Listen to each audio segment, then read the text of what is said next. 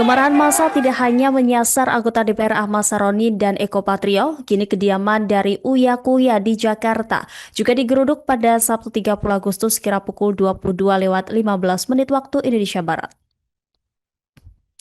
Terlihat saudara bahwa pagar rumah dari Uya Kuya di Jakarta juga dijebol oleh massa aksi. Ratusan massa ramai-ramai memasuki kediaman sang artis untuk melakukan penjarahan barang berharga. Terlihat warga memasuki kediaman Uya Kuya sembari merekam menggunakan ponsel mereka. Ada yang mengenakan helm di bagian kepala.